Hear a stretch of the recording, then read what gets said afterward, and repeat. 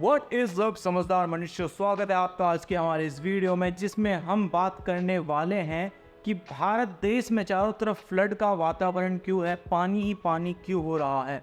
Recently अगर आपने देखा होगा, कोई भी न्यूज़ चैनल खोल के आपको वहाँ दिख रहे होंगे कि भाई बाढ़ कितनी भयंकर तरीके से आ रही है। दिल्ली में आ रही है, मुंबई में आ रही है, हिमाचल में आ रही है, नॉर्थ ईस्ट में आसाम में आ रही है, मिजोरम में आ रही है। मतलब चारों तरफ बाढ़ ही बाढ़ आ रही है। इतनी मतलब बारिश के कारण जो फैला हुआ पानी है चारों तरफ, जो जल स्तर बढ़ता जा रहा है हमारी नदियों का, आज हम उसके बारे में बात करेंगे। उसका पूरा का पूरा कारण बताएंगे, कैसे हो रहा है ये बाढ़, क्यों आई, इसको हम प्रिवेंट कर सकते थे, नहीं कर सकते थे। ये लास्ट में आप खुद ही मुझे बताना, जब मैं आपको सारी की सारी कंडीशंस बता दूंगा, सारी की सारी थ्योरी बता दूंगा कि बाढ़ किस लिए आती है, क्या क्या कारण होते हैं बाढ़ आने के, एंड इसका यूज़ करके आप बता सकते हैं कि इसका सॉल्यूशन क्या है। अगर आप चाहते हो कि इसका सॉल्यूशन भी मैं ही दूँ तो नेक्स्ट वीडियो में आ जाएगा। बाढ़ या फिर फ्लड के बारे में कुछ भी बोलने से पहले या फिर फ्लड के बारे में कुछ भी जानने से पहले हमारा ये जानना बहुत ही ज़रूरी है कि ये कोई स्पेशल कार्यक्रम नहीं हो रहा है हमारे देश में। 2001 से हिमाचल प्रदेश के अंदर हर साल बाढ़ आती है, और ये बाढ़ का स्तर हर बार, पानी का स्तर इस बाढ़ में हर बार बढ़ता ही चला जाता है। इतना ही नहीं, बाढ़ के कारण इंडिया को जो डिस्ट्रक्शन में की वजह से इकोनॉमी पे जो इम्पैक्ट पड़ता है, 50% इंडिया की इकोनॉमी जो नेचुरल डिजास्टर से डिस्ट्रॉय होती है वो है बाढ़ की वजह से।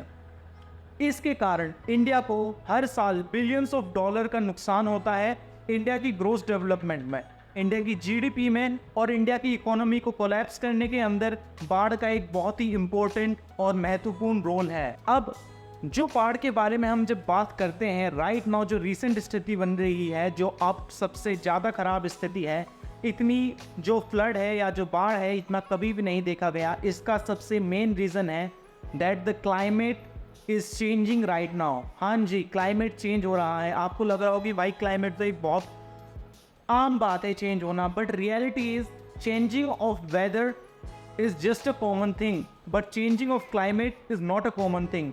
क्लाइमेट हमारा चेंज होता है डेकेड्स में, और हमारा जो वेदर चेंज होता है, हमारे मिनट्स के अंदर। हमारी आधे घंटे में कुछ वेदर है, धूप निकल रही है, उसके 1 घंटे बाद अब बारिश होनी शुरू हो गई, फिर सनशाइन आ गई। ये होता है हमारा weather.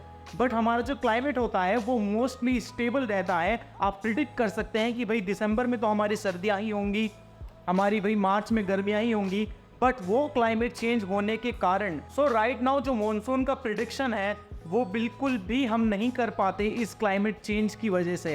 It is too chaotic. अगर हम इस बात को प्रिडिक्ट कर पाते कि भाई कब मॉनसून की वजह से कब ज़्यादा रेन होगी, कब कहाँ ज़्यादा रेन होगी, कहाँ कम होगी, किस तारीख को बारिश हो रही होगी, तो इसको हैंडल करना और भी ज़्यादा आसान हो जाता। But due to the chaotic nature of this weather right now of monsoon, हम ये बिल्कुल भी प्रिडिक्ट नहीं कर सकते।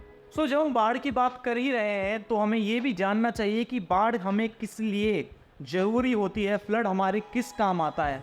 The reality is the floods are very important for us, because हमारे फ्लड्स के थ्रू ही जो हमारी गंगा है, हमारी ब्रह्मपुत्र रिवर्स हैं, ये सिल्ट लेके आती हैं और इसको डिपॉजिट कर देती हैं अपने बैंक्स पे, जिसकी वजह से द लैंड और भी ज़्यादा फर्टाइल हो जाती है।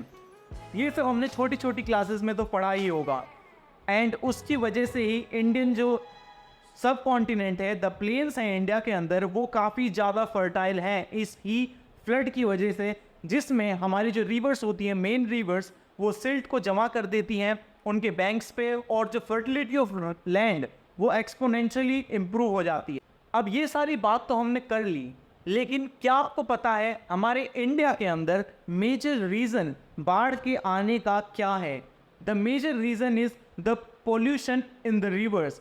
आपके जो स्लम एरियाज़ होते हैं, स्लम एरियाज़ में कई सारे लोग रहते हैं, हज़ारों की लाखों की पॉपुलेशन में रहते हैं, उनके पास कुछ भी sanitary system like drainage system उतना बढ़िया नहीं होता। इसकी वजह से जो उनका जितना भी कचरा होता है, जो बड़ी बड़ी फैक्ट्रीज होती हैं, कई बार वो भी अपना सारा का सारा कचरा लेक्स के अंदर और रिवर्स के अंदर डंप कर देती हैं।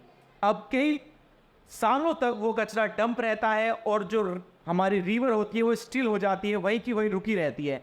एंड कभी भी जब मॉनसून के समय पे हमारी रेन्स होती हैं, तो उसका जो पानी का स्तर होता है उस कचरे की वजह से कई ज़्यादा बढ़ जाता है, और वो लिविंग एरियाज़ में जो हाँ हमारे घर बने हुए होते हैं वहाँ तक आ जाता है। इसमें एक और चीज़ जो हमें जानने की है ज़रूरत, वो है हमारी जितनी भी सड़कें हैं mostly in the urban areas, it is totally formed of concrete. हमारी अर्बन एरियाज के अंदर मड नहीं मिलती, मिट्टी नहीं मिलती। मिट्टी एक बहुत ही इंपॉर्टेंट रोल प्ले करती है फ्लड्स को रोकने में। वो एक्सेस वाटर को एब्जॉर्ब करके ग्राउंड में पहुंचा देती है, जिसकी वजह से हमारे जो फ्लड्स होते हैं वो कंट्रोल रहते हैं। बट अर्बन एरियाज में मिट्टी की कमी होने की वजह से कंक्रीट की सड़कें बनी रहती हैं, फ्लाईओवर्स बने रहते हैं। भाई साहब, आपके घर होते हैं, सारी की सारी जगह आप देखेंगे कंक्रीट है, हमारी रोड्स बनी हुई है, फ्लैट्स बने हुए हैं, फ्लैट्स के बीचों में से जो रास्ते जा रहे हैं वो सारे के सारे कंक्रीट के बने हुए हैं। हमारी अर्थ इसे एब्जॉर्ब नहीं कर पाती, जिसकी वजह से जो हमारा फ्लड्स का जो वाटर होता है वो बहुत ही बुरी तरीके से सड़कों पे फ्लो होने लगता है, घरों के अंदर घुसने लगता है और कई बार घरों को भी अपने साथ बहा कर ले जाता है। मिट्टी के साथ साथ ही जो एक और चीज़ बहुत इंपॉर्टेंट रोल प्ले करती है फ्लड को रोकने में, वो है प्लांटेशन ट्रीज़। ट्रीज़ की जो रूट्स होती हैं वो हेल्प करती हैं वाटर को डीप इन द ग्राउंड पहुंचाने के लिए, जो वाटर हमारा सरफेस लेवल पर रेन के थ्रू आता है।